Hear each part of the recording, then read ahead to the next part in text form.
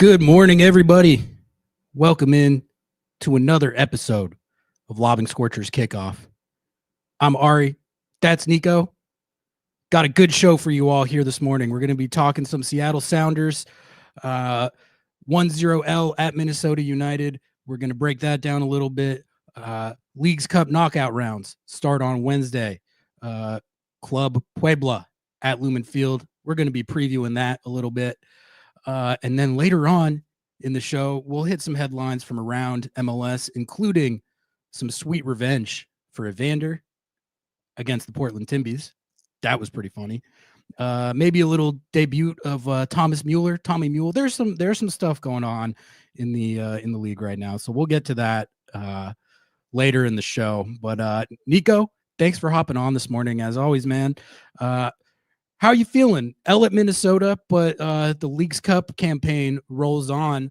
Where are you at right now as far as the Seattle Sounders? And then we'll get into this Minnesota game a little bit. Yeah, look, this sort of game, I think is important for a franchise, for a fan base, to bring a little perspective on things. I feel like a lot of times, and that's all part of being a fan, right? You get really excited when your team is playing well, and you get really excited when it feels like nothing can go wrong, and you're on top of the world, right? And then there's that big bucket of cold water that comes around with a loss. And look, going into this game, I had asked Brian Smetzer. I knew very clearly, I think the players understood that this was a challenge of a game, and it was probably the biggest challenge since Club World Cup, right? After you did the Club World Cup and you started off to a red hot start, because of the way Minnesota plays and because their style really is a style of play that Seattle has always struggled against. You kind of felt like whenever a team doesn't give you a lot of space, whenever a team is playing in deep blocks and is kind of make you break them apart, and the Sounders not understanding that it had to do some rotations, it was just going to be a difficult game at Minnesota, and that's what happened. So I got to give Brian credit, because I thought that his and Freddie Juarez and the entirety of the coaching staff there, I thought that the tactics going into this game were excellent.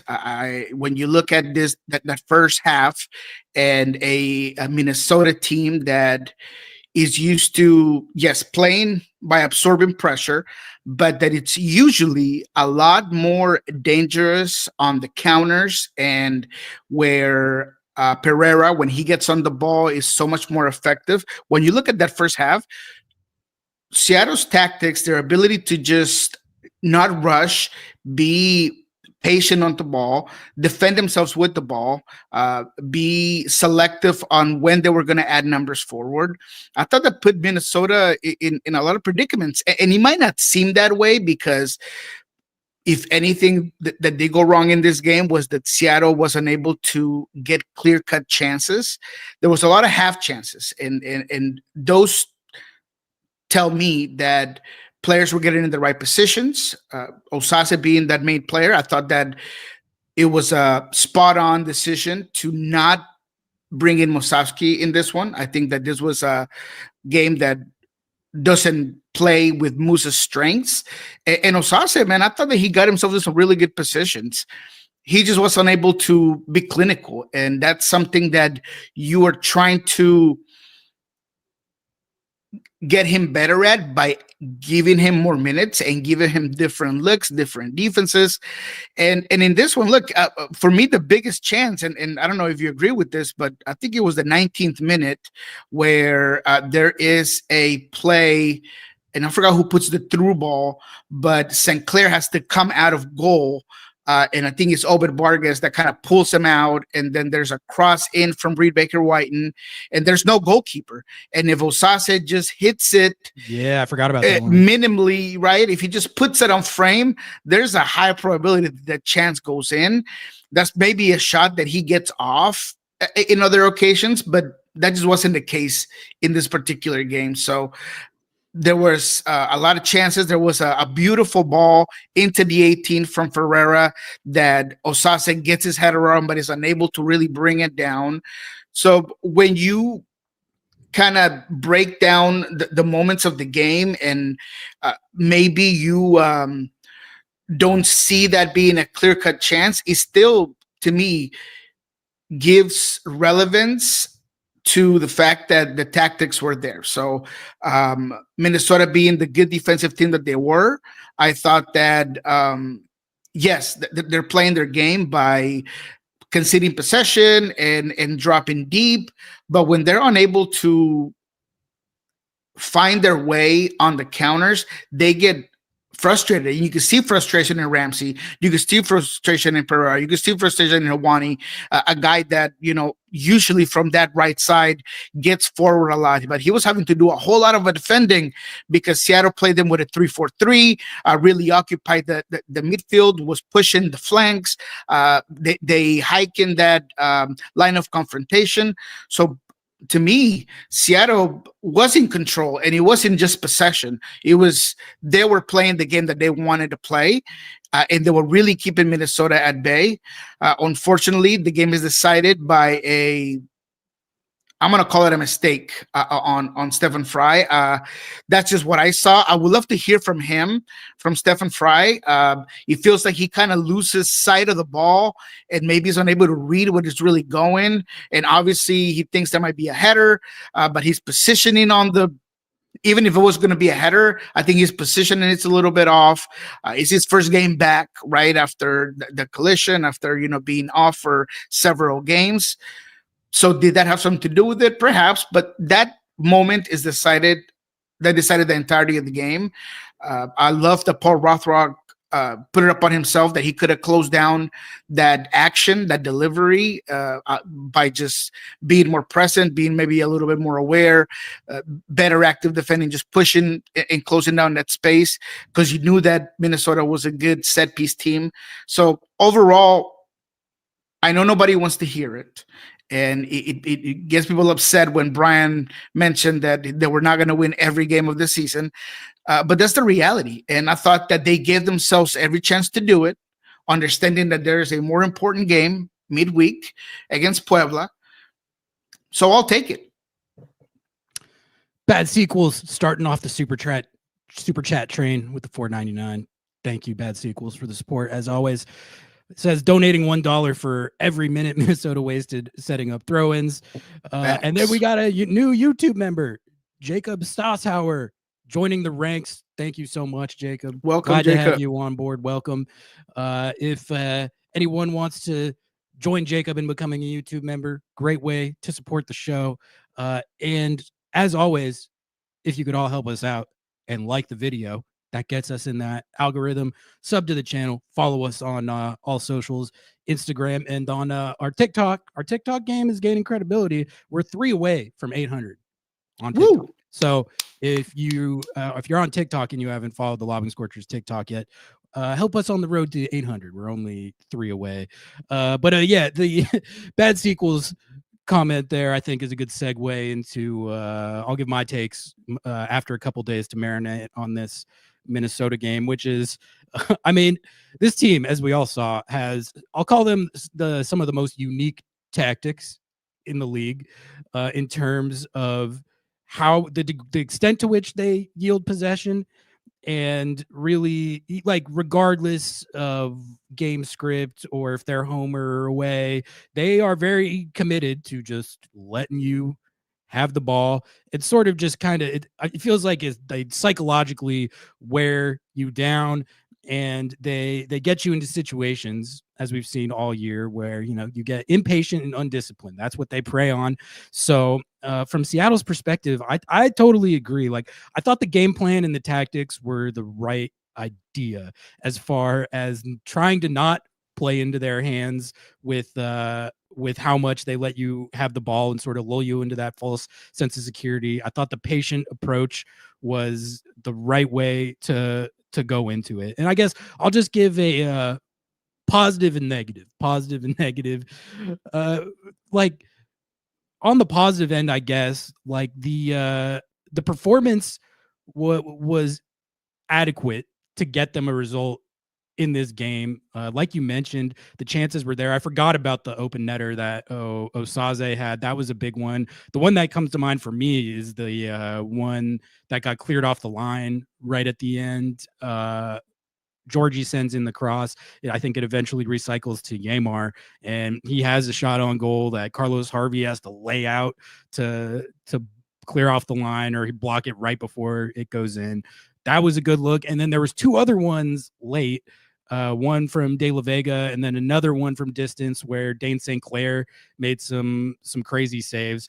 And then, I mean, if you just look, I have them pulled up right now. If you just look at the stats from this game, you know, they don't always tell you everything, but usually if it's one-sided to towards one team, you can sort of tell how the game went, and a lot of times that'll kind of tell you how the results ended up panning out. And I mean, if you just look at it from this game, Seattle had 15 shots to Minnesota's 10, 5 on target to Minnesota's 3. The XG was good. The chances were there. 71-29 possession split in this game as the road team, which that is how Minnesota does it. But you just still don't usually see that. And then on top of the possession splits, the total passes, Seattle had 608 to Minnesota's 255, 608 at 89% accuracy. Minnesota had 255 at 69% accuracy. I thought the reason their accuracy was so low is because Seattle did a good job of winning the ball off them a lot. I thought they were winning their duels, which is something that usually puts you on a good path. So like those total pass numbers and the accuracy, those don't mean everything, but usually when it's that skewed, you have some kind of element of being on top of the other team. And then 8 corners to Minnesota's 3. So like all of that stuff was in a place where you should have been able to take a result in this game. And, you know, you give up the set piece goal. So that plays into exactly what they do. They're the best set piece team in the league, one of the best set piece teams globally, you know, as far as like the efficiency with which they convert those chances. And that goal they scored, it's every single week they get one of those, at least one of those. Like sometimes they get like 2 or 3 of those. So that was unfortunate. But like I don't come out of this game thinking that Minnesota United is vastly far ahead of Seattle, even though they swept the season series, or that this is a team, if they play in the playoffs, that they can't beat or anything like that. So it's frustrating because I felt like the tactics and the game plan and their execution of it were such that they could have taken a result in this game. And like you said, like Schmidt said, 10 unbeaten, that was going to end eventually. Like it just was. There's a lot of games left in the season, and you're in a situation with this game too where you're juggling Leagues Cup, it's fixture congestion. So the fact that they dropped this game in itself, despite the performance they put in, that's not like the end of the world. It's unfortunate, but if you put together performances like that and execute like you want to consistently, you'll be in the position at least to get results most times. And like an in-conference road game like this against an opponent that's been very effective at taking results all season, the fact that it was a tight game, the fact that it was a competitive game decided on the margins and they lost by 1 goal, I can live with that in isolation. But Nico, and now here's my negative. I think it's part of a totality of the situation where they've dropped too many points this year in situations where they should have taken them. It's not just this game. You can go all the way back to the season opener in the Charlotte game, and then even in recent weeks, you have the Colorado game, you have the Atlanta game, now you have this game. I think there's probably been even a couple other instances on top of those that I'm just not thinking of where they've been in position to take points and ended up dropping them. So the problem with that is that you're fighting for home field advantage in the playoffs. And that can be the deciding factor between whether you go to MLS Cup or not. We saw it last year. They were not able to finish ahead of the Galaxy on the table. They had to travel for that game. And that was a tight game, a competitive game where the bounces just didn't go their way. But if they have that game at home, the scale tilts back towards them a little bit. And I think they have a better chance at winning that game. So you missed an opportunity here to put pressure on Minnesota to vault into the top 3 in the West. And with these drop points, you're now dogfighting with LAFC and the Timbies for that 4 spot. The LAFC just got Sun. They won at New England. They look like, and they have a game in hand. They are going to get a lot stronger with that guy on their team. So it's just the frustration, I think, is that based on the quality, I think, of the footy that they've played since the start of the season, this team should not be at 1.58 points per game and dogfighting for the number 4 spot. They should be up closer to 1.7, 1.8 and dogfighting for one of the top 2 spots in the West. And the reason that they're not in that position right now is because there's been too many games like this where it's decided on the margins and they end up, they're in position where they could take results from the games and they haven't.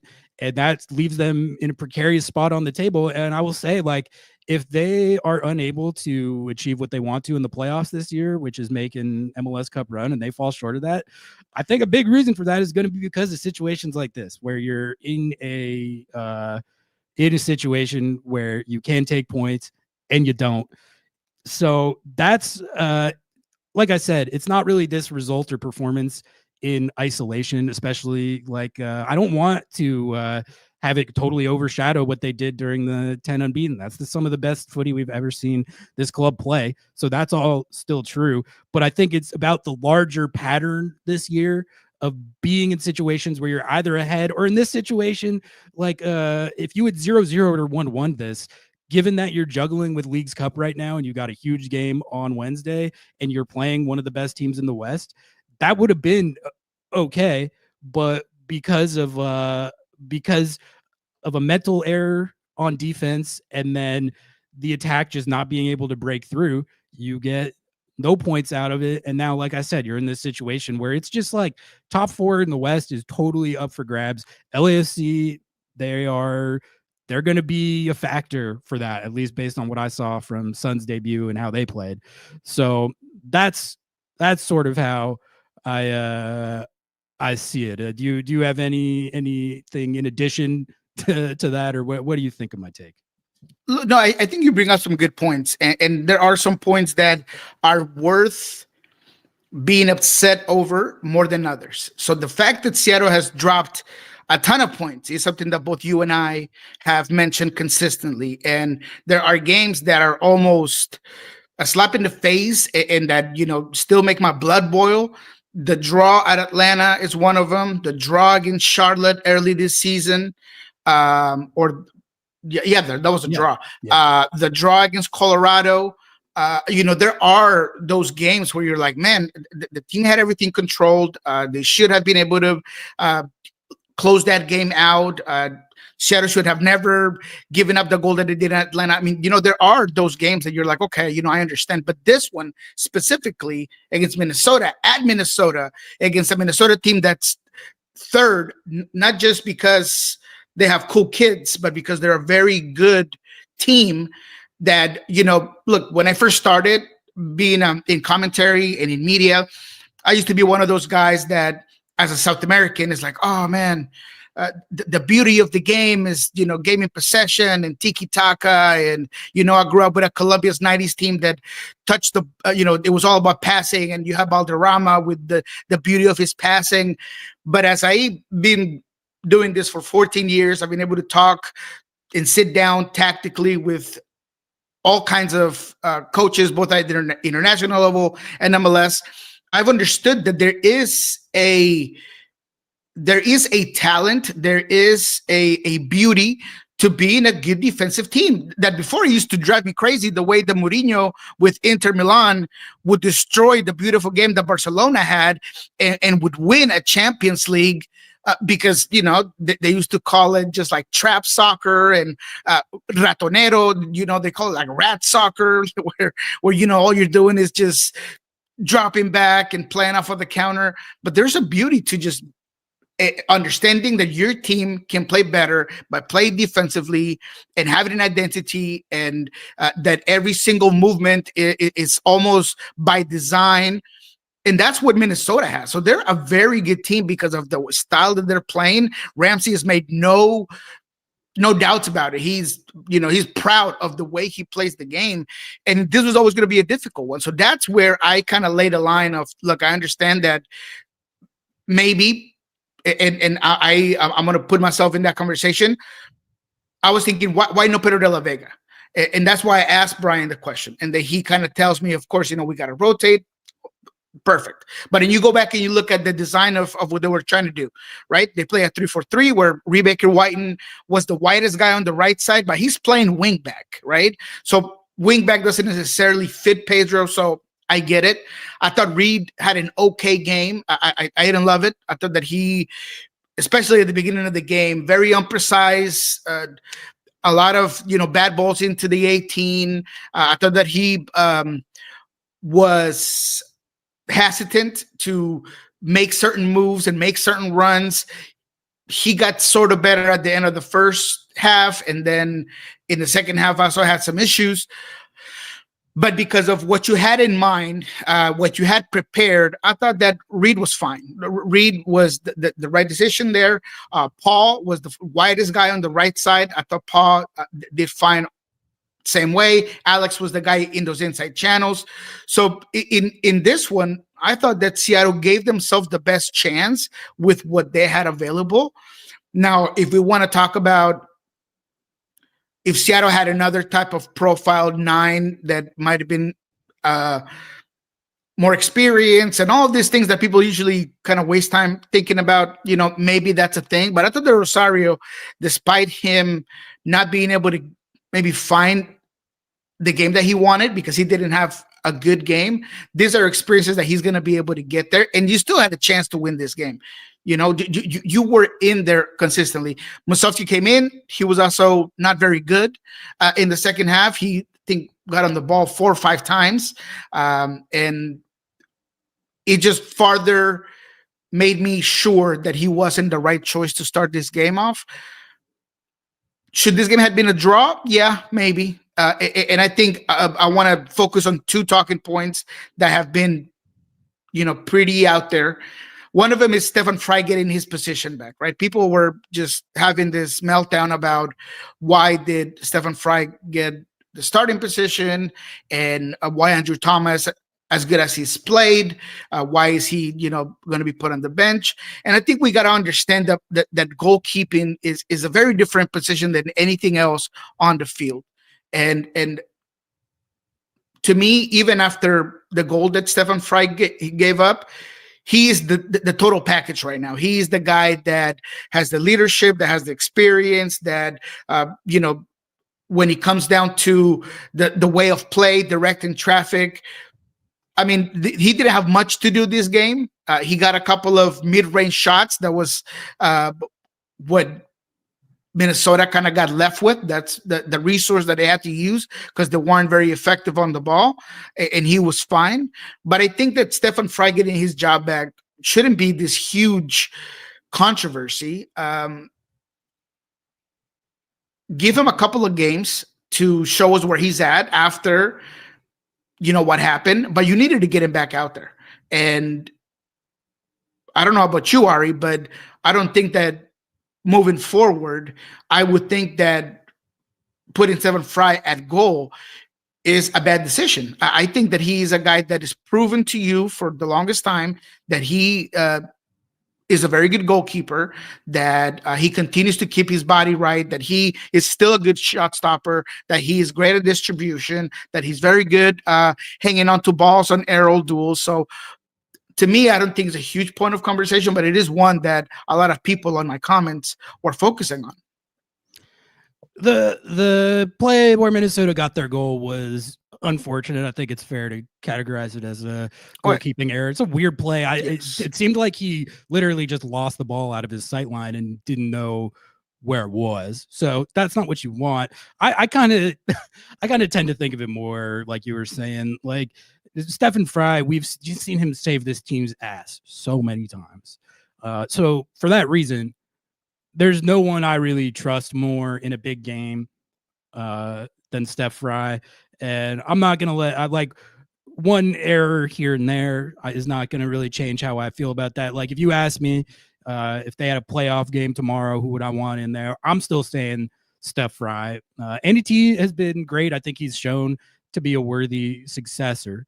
But at least one error that leads to one goal is not going to really change how I think of Stephen Fry, who's come through for this team in big clutch situations time and again over his career and has done so a lot this season. So that's kind of how I size that part of it up. Going to go through a few from chat here. There's some good stuff in there. Chris says we can complain all we want, but they swept us in our 6 points up. Yeah, I mean, like I think I said this on the post-game show, but like I want to be able to hate on their tactics and deride them as cowardly and not real soccer or whatever. I mean, look, they are near the top of the West, have been all season, like you said, swept Seattle. So you can't really knock it if it works to that effect. Like it's they are one of the weirdest teams I've seen in like recent years. To yield 70% possession when you're the home team is crazy. Like you could see that in the first half with how I thought Seattle was on top of them in the first half to the extent that they could be with them in that low block. And it didn't end up mattering. Like they got the win anyway. So yeah, exactly. Like I understand why people are deriding them as cowardly, but they won the game and they've been winning games all year with that. So that just is what it is. Yeah, it's a common conception, but like I said, there have been a ton of coaches and teams that prioritize this sort of style, and it works. Specifically in South America, we see it with like the smaller national teams. Paraguay is one of those teams where in the past, they've been very defensive.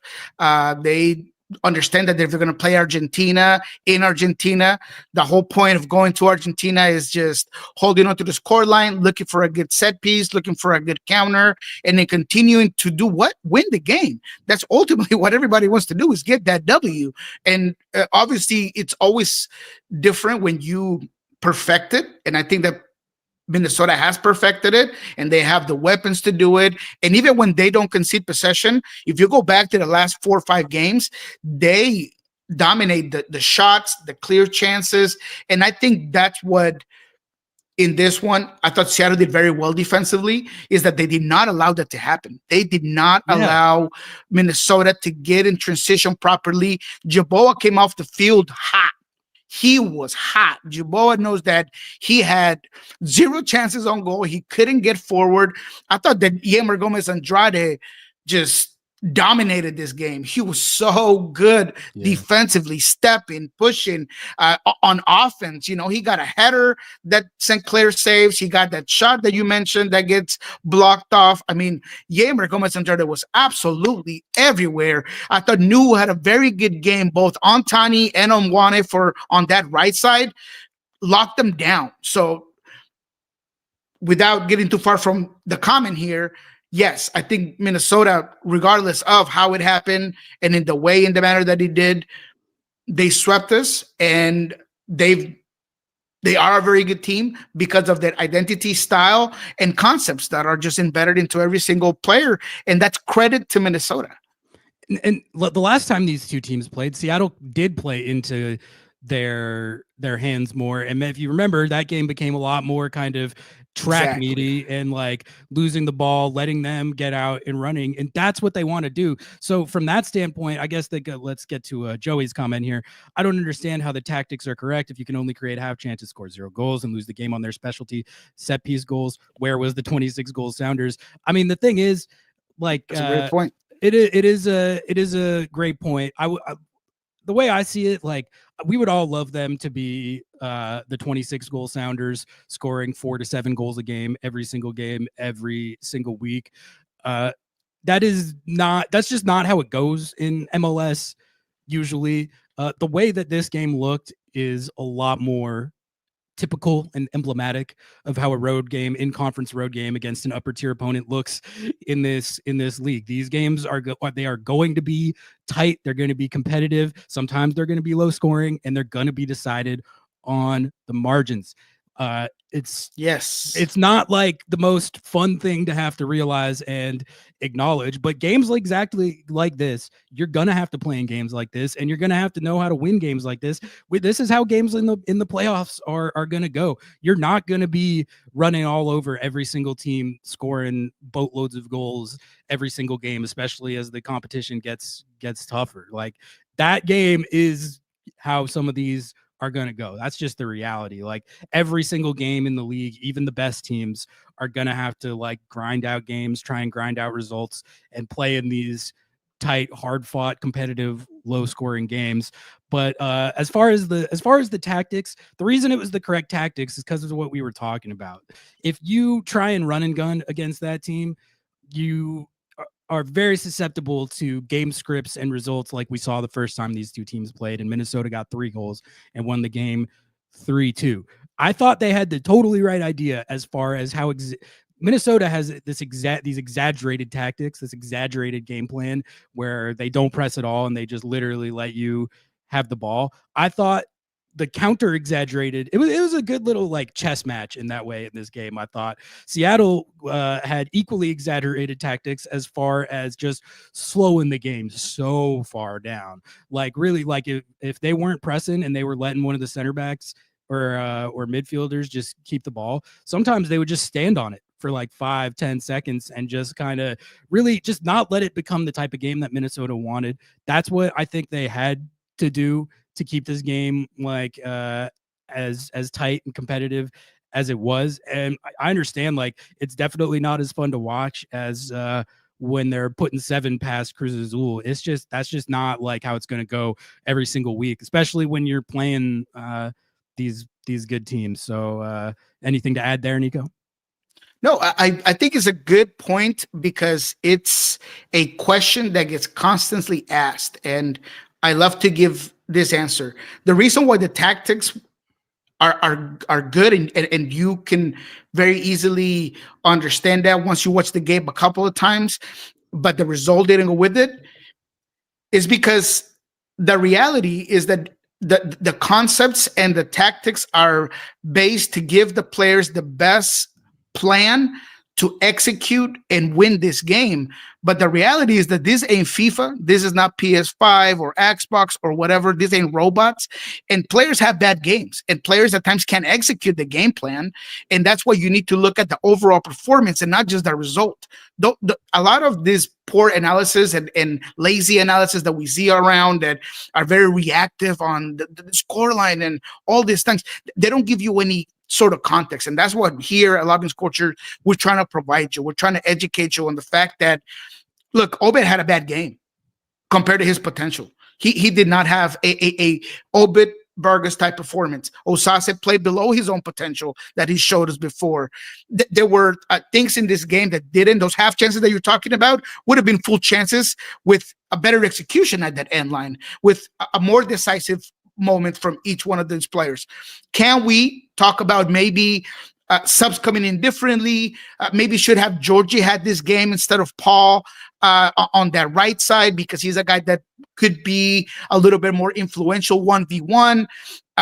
Paul does a lot of great things, but maybe against Rosales in this one, would have Georgie give him more difficulties, especially for a guy that when he gets frustrated defensively because he can stop a player, he tends to give you a yellow card and gets off his game. Perhaps those are things we can talk about, right? Substitutions maybe a little bit earlier, things of that nature. But when it comes to the tactics, the approach, the concepts going into this game, I thought they were very good because they were able to take a very good team off their own game. You kind of flip that script on them.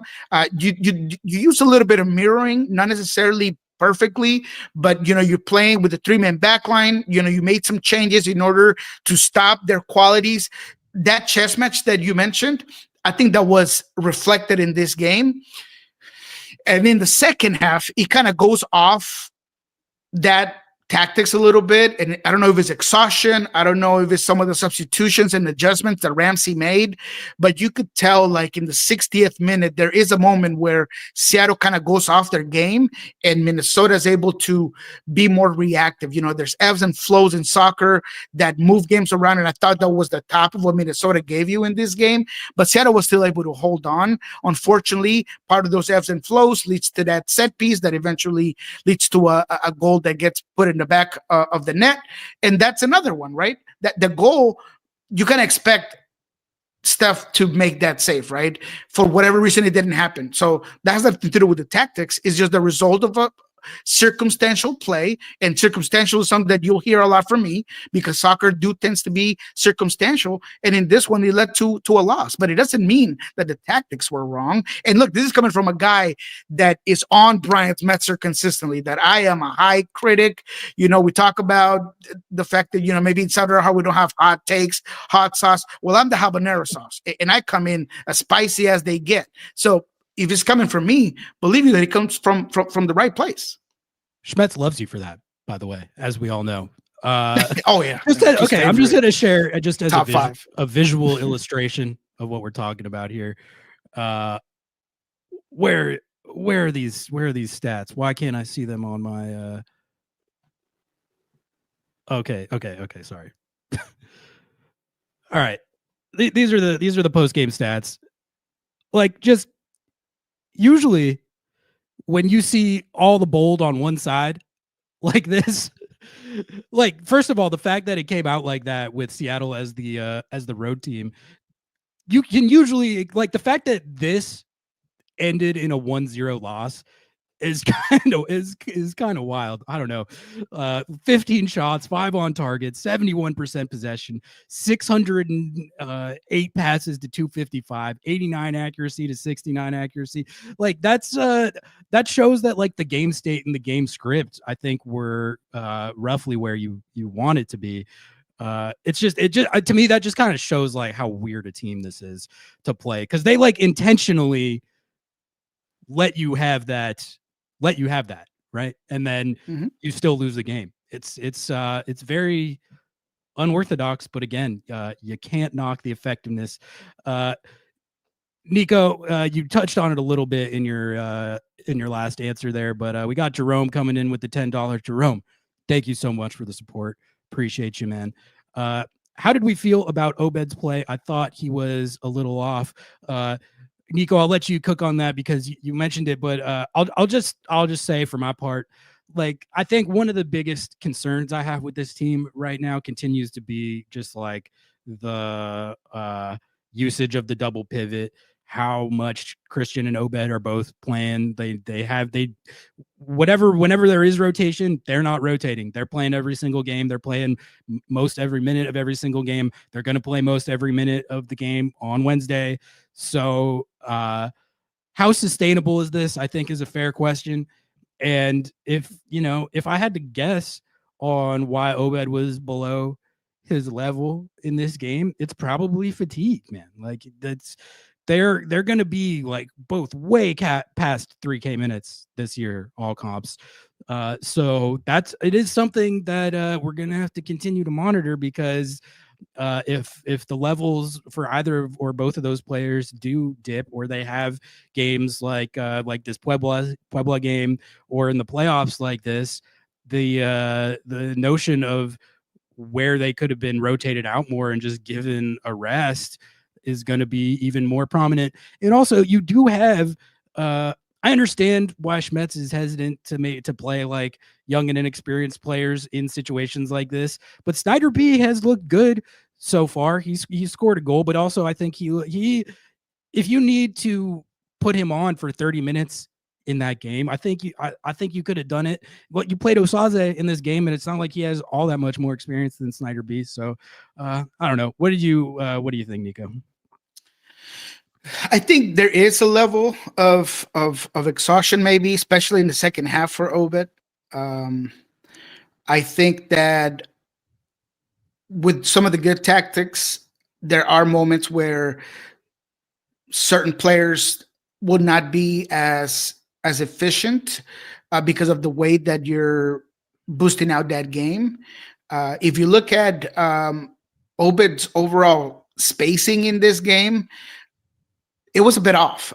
So it wasn't just for me the exhaustion; it was just some of his movement, and I don't know if it was just the switch of what they wanted to accomplish, moving on the attack, and where Ferreira and at times Reed Baker Whiten were at, and when they would play on the right side, it felt a little bit more fluid than when they were on the left side, where maybe Ferreira was getting a lot on the ball, and you're still trying to get used to that for a guy like Obed that wants to get on the ball and maybe break lines on the ball. And in this one, I think you want to bypass the midfield a little bit. You want to attack the flanks mainly.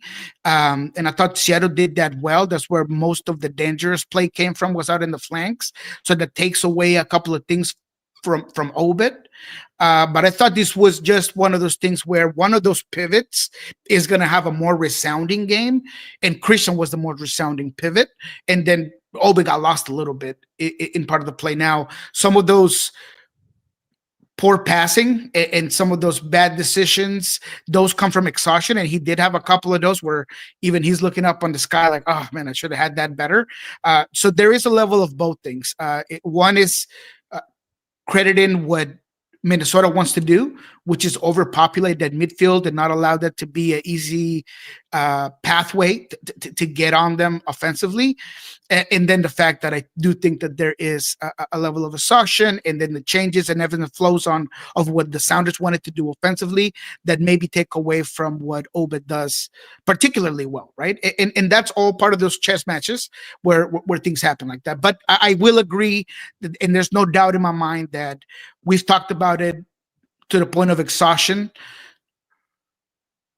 Bryant Metzer has a really hard time moving those pivots because there's such an important feature of his system, and his inability or lack of confidence to switch those pivots do talk about maybe not having the weapons he wants to change us immediately and just make that switch a lot simpler than maybe he did when he used to have JP. So I think that's part of it, right? And you kind of got to give it to him, right? I mean, Schneider was very good. He continues to be good, but he's still 18 years old. Now, at some point, you're going to have to just let the kids play, as we mentioned last episode. But against Minnesota, I wasn't going to be it. Now, maybe would I have rotated him in early? Maybe, right? I mean, would I have pulled Obed in the 70th minute? Would that have been one of my changes and brought in either Leiva or Schneider? Perhaps. But I do think that there is a level of lack of confidence from Bryant Metzer that he's going to have to figure out in order to give this guys rest, because they can only play so many minutes. Yeah, and we've been talking about this issue of them playing too many minutes for a while. Over the last 10 games leading into this one, the team was playing like they were taking results and they were scoring goals at a historic rate for the club. So when the results are still there to that extent, more power to them, I guess. It feels like they should be resting more, but like the team's on fire, they're winning games, they're taking results. I think if you start to see the performances dip and they aren't taking results, they lost this game, then I think it kind of brings that issue up to the surface even more so than it already was. And one more thing on a separate thing that I wanted to touch on, you heard me talk about perspective when I introduced my initial concepts of this game. And I think it's important that we realize that, because we're in an age of what have you done for me lately? And it's all about what's going on right now. There's so many people that just have this odd and weird thought process where it's like, oh, the team doesn't need Jordan Morris. Like, oh man, look at the team's just killing and they just score 7 goals. Like, why do we need Jordan Morris and all this stuff? This is the type of game where a guy like Jordan Morris would be pretty effective. And where you need to realize that you got to give this Sounders teams credit, right? No Jordan Morris, no Albert Rusnak, right? I mean, those are 2 DPs. Those are 2 guys that are a huge part of the production of your offense, even to last year where it wasn't at this level. And you haven't had Jordan, which is great that, Musovski has been putting some goals, that Albert has been putting some goals, that Rothrock has been putting some goals. Pedro has been a real good collective play, but there are going to be those games where you need someone to kind of do different things, and Jordan Morris would have been that guy. So that goes back to the point that, yes, if you had a U22 for $9 to $10 million, it'd be great and amazing, and yes, it'd be beautiful, but that's not what you have. And so a game like this one does reflect when the tactics don't fully get that result, because maybe you just didn't have that guy that could put the ball in the back of the net. This game really could have used a Jordan Morris, I think, against a team with novel tactics like this, a guy who can make those runs, get in behind, and wreak havoc like that. It would have been very helpful. And Osaze and Moose, they do a lot of things well. It's just Jordan does all that stuff at an elite level. So hopefully he gets back soon. And because I think, like, when we're talking about the playoffs, you're like, even if you're not playing Minnesota, you're just going to be playing teams that are better defensively, the best teams in the league. So you kind of need every sort of way to threaten opposing defenses that you can get. And he certainly would provide a different element. So just hope he gets back soon.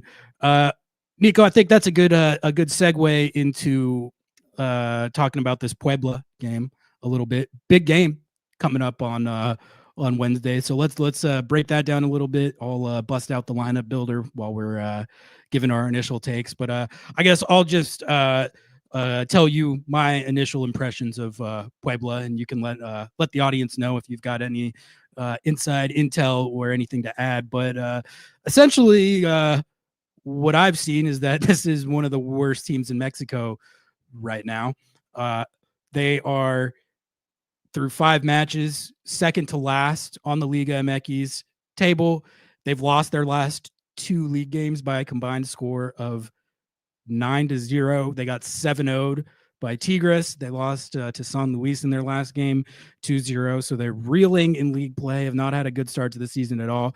They've been better in this tournament, although I think their last game was against CF Montreal, who's one of the worst teams in MLS, and I think Montreal got like a red card in that game. So they've played a lot better. They've looked a lot better in leagues. It's kind of like a LA Galaxy situation.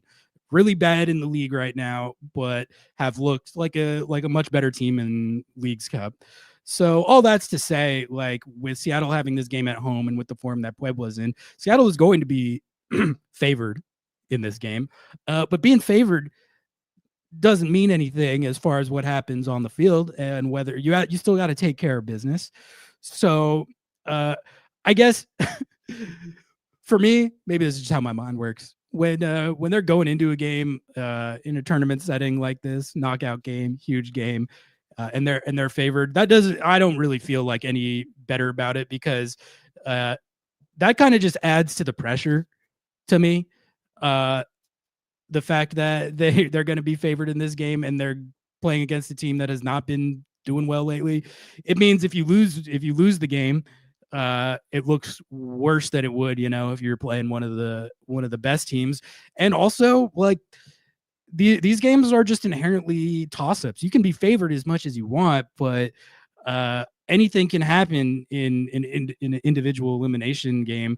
All it takes is, like, you could be up 1-0 in the second half, vastly outplaying them, but if you can't get the second goal, then they nick one at the very end. All of a sudden, you're in a situation where that could be decided on penalties. So still very thin margins, even playing against an opponent that is not in good form. So, Nico, how do you size up this game, and do you have anything else on Puebla as far as intel on their team, who the dangerous players are, anything like that? the biggest change and the one thing that makes me a little nervous, I'm not gonna lie to you, a little nervous, is the fact that Puebla just fired their coach. And although that might sound odd, that I'd be nervous because a team that was so bad, new coach bump is real. New coach bumps are a real thing. And now you have to figure out that everything that you've seen from Puebla could very well change. The talent level is going to be the same, right? But the approach from a coach might be very different than others, right? The big knock on this Puebla team is that they were just playing too open. And it's kind of funny that we're going to ironically talk about this, but that they were just too open to play teams head to head, like the Tigres game, where everybody was like, why would you go play Tigres open like that? Why would you go over there playing, in the middle of the ring, shot for shot, when you knew that you were outweighed and outclassed? La Rata Bravo, and allow me, because I know that our audience loves the nicknames. La Rata Bravo is going to be the U21 head coach for the Puebla organization. He's going to be the interim head coach. So the Rat is going to be in leading this team. And, for everything that I hear, he's the type of guy that is a motivator. That's a guy that's going to want to be a very pressing defensive type of team that, they're going to have kind of that stamp of his play. So I think that's the hardest thing for Brian Smetzer to kind of look at and say, is this game going to be completely different from what we've seen out of Puebla? Are they going to have major changes in their formation? The last game was so bad, man. You talk about the Minnesota and Sounders game being a bit boring. This one was a 2-0 win by San Luis, but it was like watching paint dry. It was just bad soccer overall, just poor. And even when Puebla would get ahead, and they have a guy like Lozano that I think gets in some really good positions, he's just not clinical in front of goal. He's bad finishing in front of goal. So it was just such a bad game. The Spider Rodriguez was the goalkeeper, usually the goalkeeper for Puebla. He gets subbed off at halftime, and then the sub comes in and has like this very good game. So now there's some controversy in terms of the goalkeeping. It's a charade of things for Puebla. So to me, it's going to be difficult to really decipher what the strategy is going to be, what the bump will look like for a new head coach. What I would say is that this team, if anything works semi well for them, does kind of happen in the midfield, and when they're able to get a guy like a Gonzalez on the ball consistently. I feel like once again Lozano is the guy that they want to get into the open space because he does have some speed. He is a shifty player. He can create some issues, but again, it's just the lack of finishing that happens for this team. In set pieces, they haven't been very good. Defensively, they used to be way too open, but all of that can change with the new head coach. He could very easily just change that formation instead of three, play very differently. Maybe you go back down to a four-man back line where you play two really deep blocks of four. There's just so many question marks in terms of what this team may look like that it could have some effect of what Brian could prepare for. In my opinion, maybe their thinking is going to be just the same, but for everything that I've been reading and researching, that might not be the case. Everyone just mentally prepare yourself for the shenanigans. Okay. These guys are going to be pulling out all the stops. When you have a situation like this, where you got a Liga MX team that is coming in here as the road team. And I think they're going to have full knowledge that they're probably going to be overmatched a little bit, like talent-wise on paper. Bad form in league play. They're going to be it's going to get rowdy out there. It's probably going to be frustrating to watch at certain points. But for me, I know everyone's tilted about the Minnesota game. I am too. If they go out there and they take care of business in this game, and they do what they need to do to get by this team and advance in Leagues Cup, I'm willing to forget about the Minnesota game. I don't really want to think about that game for the rest of my life as is. And I really think there's different schools of thought on this, but I think Leagues Cup is what it's about right now. You are in a situation where you have a chance to win a trophy. And like the thing is, no matter what you think about how fans perceive this tournament or how the club should prioritize it, or if it's a cynical money grab or whatever, the amount of prize money and CONCACAF Champions Cup spot on the line, that's incentive enough where if you're this close to it, I think you kind of got to go for it. I think adding a trophy to the trophy case that they don't have yet, anyway, that's incentive enough for me. But there's a lot of money on the line here.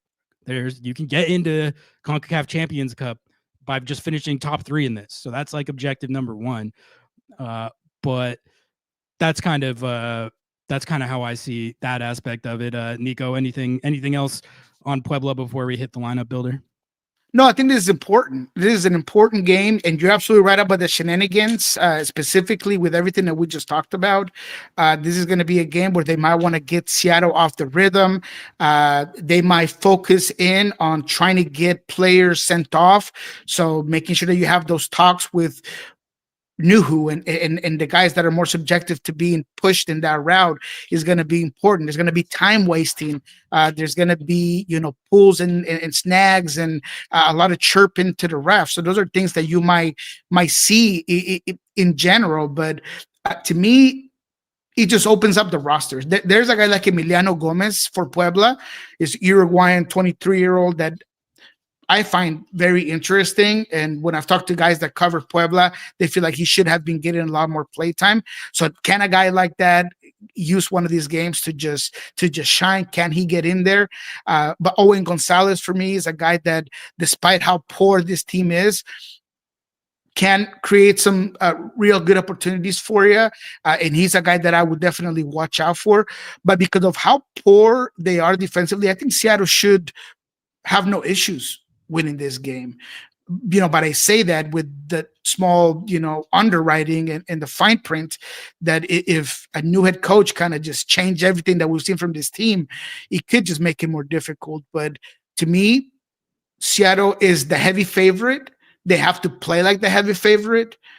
Seattle has played better teams like Xolos, and they've played better teams like Cruz Azul, and they have dominated tempo, dominated possession. They've been the better team. I expect that from Seattle in this one, regardless of what's going on. All right, let's talk about how they should line it up in this game. Bringing out our trusty friend, the lineup builder, and when I switched the formation, it created this is how they should do it, guys. I'm just going to leave it. I'm not going to make any changes to this. We got D-Row left wing, Paul Rothrock at the 10, RBW holding it down on the right with everyone's favorite number 9, Jesus Ferreira. It did leave the double pivot, which they understand that Schmetzer's not going to rotate that, so that's still there. But then, left back Alex Roldan, the center back pairing of Nuhu, Jackson Reagan with Yamar as the right back. Sign me up for this. But no, in all seriousness, Nico, let's throw down the 11 that we think Seattle's going to put out in this game, starting with Schmetzer already said that he's giving Andy T Leagues Cup, so it's going to be Andy T out there if he's true to his word. Can I just switch these guys like that? Okay, no, I can't do that. Oh, whoa, like stay. Oh, that's kind of sick. We're gonna get Nuhu at left back here, and I'm just gonna throw down the normal first choice back line because I think we can pretty safely. We can pretty safely assume everything besides the front four. Let's start at left wing. You got to throw De La Vega in there, right? Yeah, Pedro's going to be in. Brian basically told me, Pedro's going to get back on and be the Pedro of old. When he answered the question of whether or not sitting Pedro had anything to do with the tendinitis that he kind of talked about.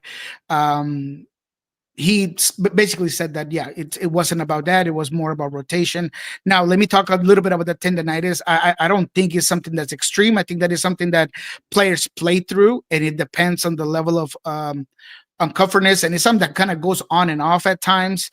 So that's what this looks like. I know that there's always that concern about Pedro being injury prone. As far as I've heard so far, it's nothing that is keeping him or holding him back or anything like that. It's just something that players at times deal with.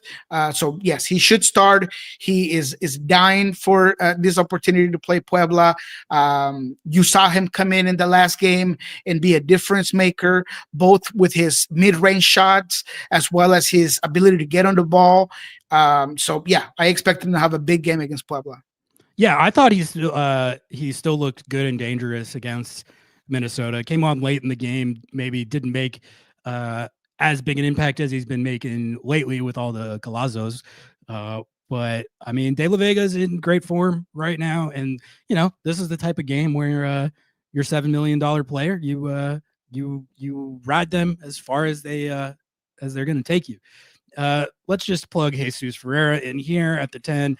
Rusnak, what do you know about his timeline right now? Like, is he, because Schmetz said 2 to 3 weeks, like 3 to 4 3 weeks, to 4. but like that he was already a week out from it, so that is like more like 3 weeks, which that was like a week ago. So could he actually be back in like 2 weeks?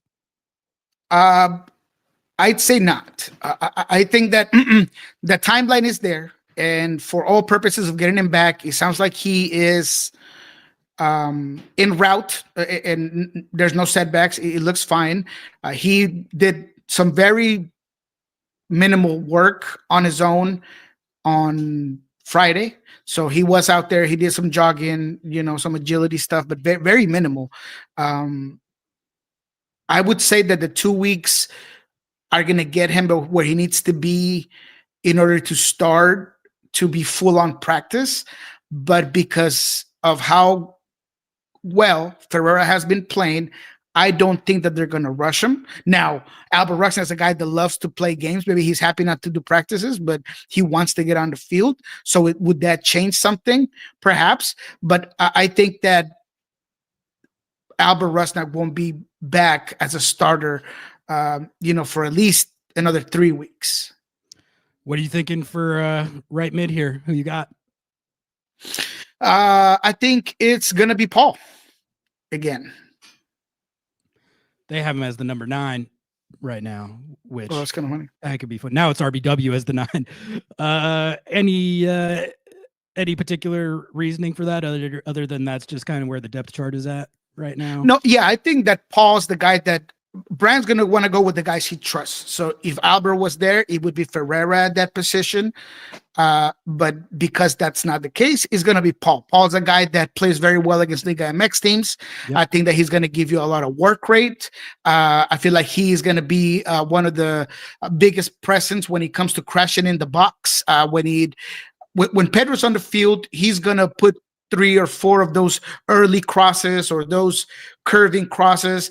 And if there's a guy that gets consistently in the back end of those, is a guy like Paul Rothrock, or at least he drags a player that opens up channels for either Ferreira making a run or Danny Musovski, who I think will start this game up top. So because of the type of player that Paul Rothrock is, and the rapport that he has with the rest of the team and the confidence that Brian Spencer has on him, I think that he's going to be the guy. We talked to him this week, and although hand's still broken, and it does kind of give him some issues sometimes in the way that he falls and pushes and drags. I think that he's been good, and maybe he wasn't as effective against Minnesota because of the style of play in the way that kind of game played out. To me, in this one, he's going to have a lot more space to run into, and defensively, he's going to be a guy that really pushes the envelope there for that team. So the work rate for me is going to be important in this one. I think that Seattle's going to want to play on the front foot. I think they're going to want to high press consistently, and to me, that's something that Paul does well. there you have it, folks. This is your official Lobbing Scorchers projected starting 11, sponsored by nobody. Yeah, I think this is how I would do it. Uh, must win game, elimination game. You got to play your best 11, but also like your most trusted 11, like you mentioned there. And I think this is it. I did want to ask you though, Nico.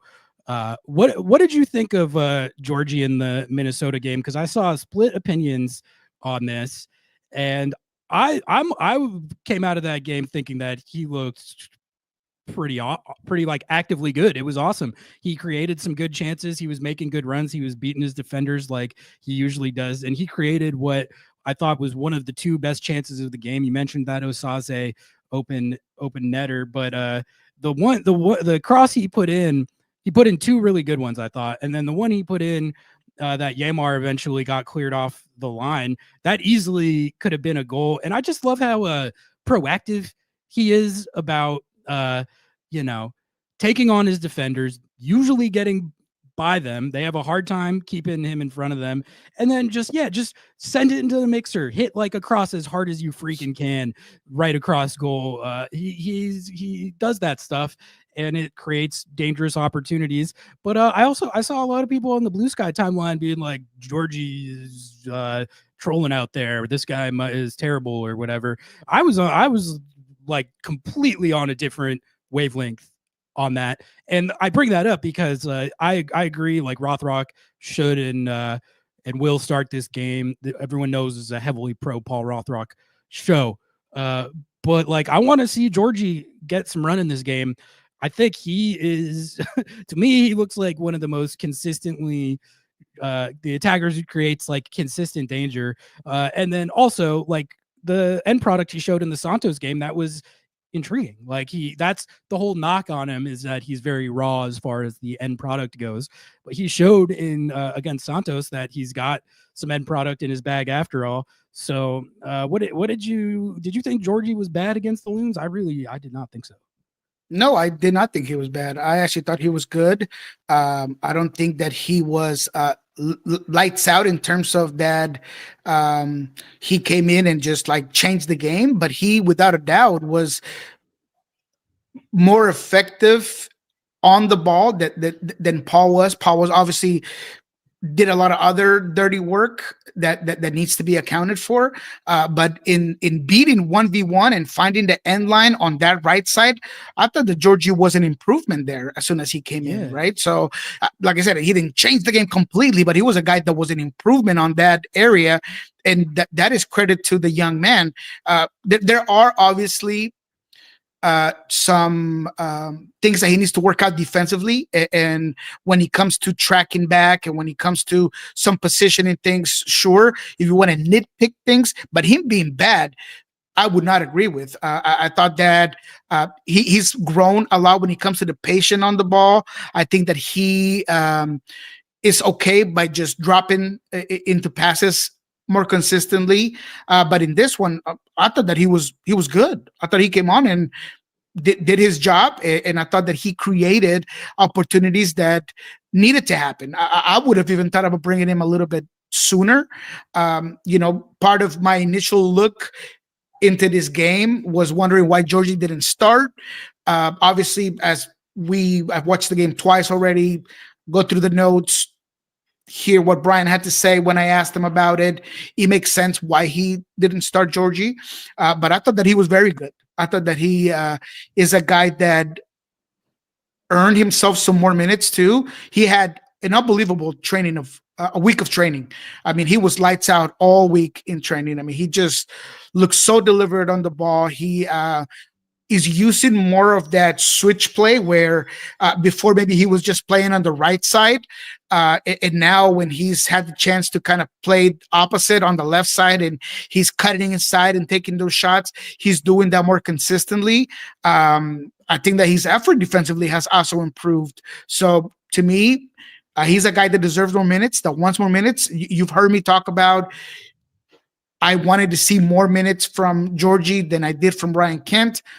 Unfortunately, that was prior to the injury, of course, and we hate that Ryan Kent has an injury, but at the same time, I did want to see more minutes for Georgie. So I wouldn't expect him to start against Puebla, but maybe if the game demands it, maybe he comes in a little bit sooner. Got a couple from chat here. One here for you, Nico. FC Utrecht just signed a new number 9, Sebastian Haller. Could Noah Ohio potentially be back in play again? My understanding of it is that a lot of this is based on the player's personal desire to stay in Europe and like keep that dream alive. So I would not imagine that them signing a number 9 affects how he feels about that. But Nico, have you heard anything up that No Ohio way? No, the No Ohio door closed completely. So as you very well point out, it was a decision by the player to not come. The Seattle Sounders are no longer pursuing that option. So they still have some offers out there that they're just out there. I wouldn't be very confident that they'd be able to secure somebody. My confidence level used to be 30, now it's at 20, that a new U22 comes in. We've mentioned, and we don't need to reiterate why I think that the Sounders are going to want to see what they can get out of this group and then figure out the U22 in the winter window. So for all things considered, no Ohio. And yeah, look, No Ohio was even having some hard times getting into the field because obviously we've been following it, and he was getting like 20, 30 minutes at Utrecht. And it's interesting because you think that a player that wants to stay over there is because maybe he has some guaranteed minutes, but that's not the case for Noah Ohio. He had kind of fallen off in terms of just starting games. So maybe sometimes things happen for a reason. Maybe it's good that Seattle didn't necessarily end up blocking out this player or whatever it is, but I'm sure that there's a lot of things that they saw in him in terms of the projection and developmental things of it. But yeah, he was having a hard time getting on the field as it was. So now that they have a new 9, even worse. Where are you at just on them it looking like they're not going to sign the U22 in this window? Because kind of where I've landed, and I said this on Under the Lights last week, but where I've landed is like if they play like they've been playing, like they played over that 10-game unbeaten run, like where they're scoring goals like that is all I want out of the team, is just play like that. Play like that. If you play like that, you're probably going to win a trophy or two. And also that really it mitigates how much I care about anything with the with how the roster is set up. Like it would be nice for them to use that spot to bolster it in this window. But like I kind of even before it was before the Minnesota game, but I really was just like, man, like if they're playing like this, I'm really sitting here like complaining about like a U22 spot where they had a target, but it didn't get over the line. Player didn't want to come here. Clearly they have not lined up a target that they believe in. Otherwise they would have signed that player. So it comes down to like how they perform through the rest of this Leagues Cup run and the postseason. And if they can kind of maintain the level that we've seen before the Minnesota game. But like, if they can't sustain that level, they don't win a trophy. And there's this kind of feeling again, like it was last year, where it's like, man, they just had that one extra piece. They might've been able to get that over the line. Then I think how I think about it will change. But for me, I just want to see them keep playing how they were playing in those 10 games before the Minnesota game. That is all I care about. Play like that. Just play like that all the time. That's what I want. Where are you at on that? I want to be very clear about clarifying my position on this. On one end, I am frustrated, and I understand the frustration from people that the Seattle Sounders, despite their global recognition and their success over the last 10 years can approach 5 different players and not secure them and not be able to sell them on coming to Seattle. A lot of that has to do with the budget and the lack thereof. That's an issue. That's an issue. So let's make it very clear that I do not condone or think that it's acceptable that Seattle is going into, I don't know, 3 windows without making any moves, any acquisitions. That maybe if you had more money, you could go out there, and if you were willing to spend at least 8 to 9 million, and again, this is just a number. I'm just kind of putting that out there. Could Seattle have gone out there and found a 9 that was better than what you currently have on that bench? I can confidently say that that's very possible, and that you should be able to go out there and get you a top prospect for that type of money. So the problem to me continues to be the lack of investment from ownership. So I don't want to hear, because on that same sense, I do not want to continue to hear the Craig Waibel banter, because Craig Waibel is not putting money out of his own pocket.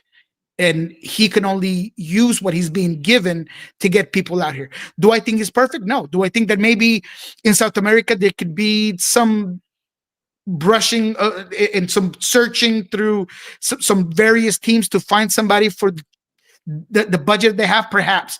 Do I like the fact that they were scouting Europe, where it's a lot more difficult to go get a U20 player to say, hey man, stop playing in Eredivisie and come to MLS? No, I don't love that. But I do know that they were targeting the right type of players, that if they had a bigger budget, they would have been able to bring in these guys that were going to be game changers for what they wanted to do, that they were going to be able to develop, that were going to be contributors right off the bat. But in the same sense, you have to credit Craig Waibel for having what is now being called the deepest team in MLS history, and that the team has gone through a winning streak in the fashion that they did, that they made an impact in Club World Cup, that they absolutely destroyed a Cruz Azul team 7-0, and everything that comes about, because they should be able to beat Puebla midweek, get to the next phase of Leagues Cup, and that's all credit to the current roster. So for all the doubters on the Ferreira situation, on the Albert Rusnak bringing him back, on the JP thing bringing him back, JP got hurt, and that happens to players that aren't hurt. It's something that just happens. He came in for a very good price. He was a very easy decision to bring back because he wanted to be here. So you got him on a discount. He's a guy that's good for the locker room. He's a guy that unfortunately didn't get a lot of minutes when he was healthy, but regardless of what it was, he was a guy that was a positive brought in. Albert Rusnak was playing at a very high level before the injury happened. Maybe he's not in the level of like the Evanders and the Martino Hayes, but he's very close in terms of stats. So I just think that a lot of what Craig Waibel has done, and despite all the heat that he's taken, he's put together a group that is extremely talented. And don't give me that Brian Smetzer is the one that put it all together, because, Brian Smetzer, yes, he's being, I'm not going to take away his credit for having his team where they are, but it all starts with the talented group that you were provided and you were brought in to have. I would even argue that, it took a little bit to put Pedro on the left. It took a little bit of adjusting things to do, but now the team is playing at a high level, so you just got to praise it. But to me, the Craig Waibel rants, I would think that they would start to just fade when the team is playing as good as they are. But that just doesn't seem to be the case. But to me, again, I'm not okay with the fact that you might go through this window without bringing in a guy, but I think it's more on ownership than on a guy like Craig Waibel. It is definitely just not a situation where Schmetz has been given just a bunk ass roster and he is like getting it to this level through pure coaching wizardry and nothing else. I think they both deserve credit. Like Schmetz has done a really good job this year with the man management and just getting the most out of this team. But like, I guarantee you, because James, we love James. He regular call into the show. We were going James. we were going back and forth about this on the post game live, and his argument was that the team's on field results are fully attributable to Schmetz and not Craig's roster. I just I don't think any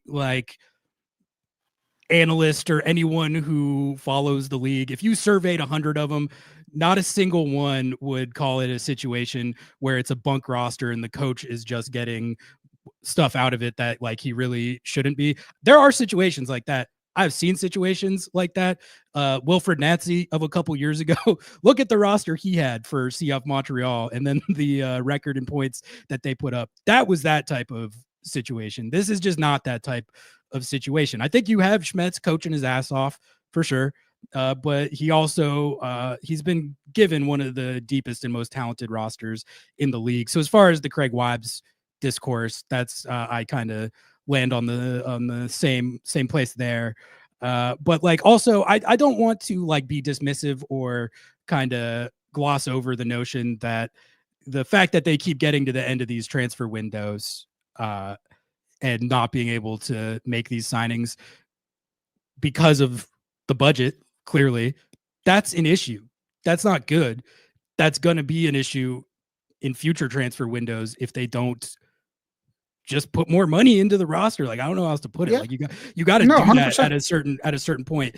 As far as how it affects the team's standing right now, as we sit today in this window, I don't think this is I've seen people too categorize it as well, this team is one piece away type situation. I don't think that's how this U22 spot is being thought of, at least by how Seattle's thinking of it. It's a move for to bolster your roster for the future, not oh, we need this one piece to contend this year. I think this team is ready to contend. The level of footy we've seen this year, I think we've seen enough good stuff and them playing at a really high level to confirm that. So we'll see how it pans out. But as far as my concern as it stands right now is winning trophies this year, contending this year. I don't think they necessarily needed to fill the U22 spot to do that. I don't.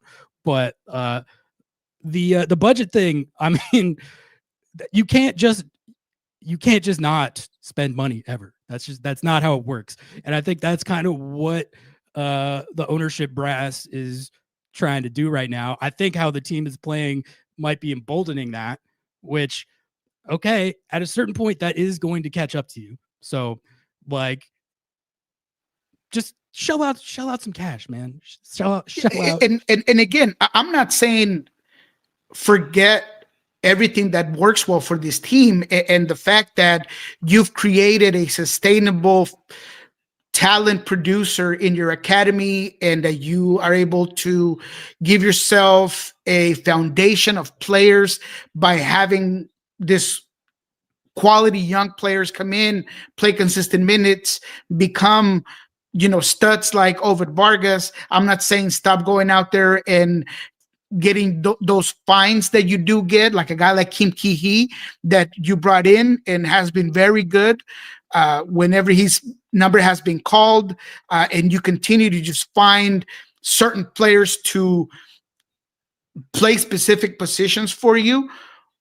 But if you inject more money to what you're already doing well, you're just going to put your team in a different position. And that's all we're saying. I'm not denying the fact that this team has done well with what they have and that they are very impressive when it comes to the talent level they're able to produce and develop. But at the same time, man, there is that top end talent that continues to be the question mark. The only reason why we don't think that, I mean, at least I don't think that is going to be like a clear-cut thing that Seattle's going to be in the finals of MLS Cup, right? I mean, they're definitely a contender, no doubt about that. But, the top end is Jordan back, is Albert back. All those things are kind of like, oh, man, is that top end talent, even when you're completely healthy, is that necessarily there? I sure think that this team can get extremely far, and I think that they are without a doubt a contender. But it'd be nice to just have that extra level of confidence by having additional players with even more talent. You have some of the best infrastructure and foundation in the league. I think the youth development is clearly in a fantastic place right now. I think Schmetz and the coaching staff, they have one of the best like cultures, locker room environments, and all that stuff in the league. So, I mean, look, this stuff about the budget is going to continue to be a talking point. But as far as how it affects them contending for trophies right now, I think they can do that without the U22, and that's the most pertinent issue right now, in my opinion. All right, Nico. Okay. Before you go, just to put things in perspective for a guy like James, I mean, I really wonder if James thinks that Ned Gravaboy is been better GM than Craig Weibel, because Portland Timbers have been very active in transfer window. They brought a whole bunch of guys over the last 3 windows, but it's not always the a good success thing. hasn't been there. It's not always a good thing. Success hasn't been there, if right? If you're making 2-3 moves in a transfer window like they are, that likely means things aren't like going so hot with your roster. So just put things in perspective. That's all I ask. All right. Yeah, I got to run on that. But Nico, thanks for laying down the show. As always, appreciate you, man. Thank you all for tuning in. Please like the video, subscribe to the channel if you haven't. We'll be, I think we're going to put out a pod before the Wednesday game. So keep an eye out for that. Be back for Under the Lights, where we'll be talking about this Puebla game. So the content train keeps rolling. Nico, thanks again, man. And I'll catch you this week. I'll see you. See you Wednesday. Peace.